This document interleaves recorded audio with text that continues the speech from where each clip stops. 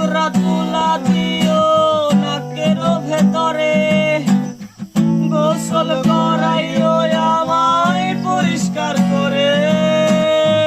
দুই টুকরা তুলা দিও নাকের ভেতরে, গোসল করাইও আমায় পরিষ্কার করে। আতরানো লবণানো সাজাও আমায় পরিপাটি। আতরানো লবণানো সাজাও আমায় পরিপাটি। ওরে মাটি হব মাটি, কেন করো কান্না কাটি? ওরে মাটি হব মাটি, কেন করো কান্না কাটি?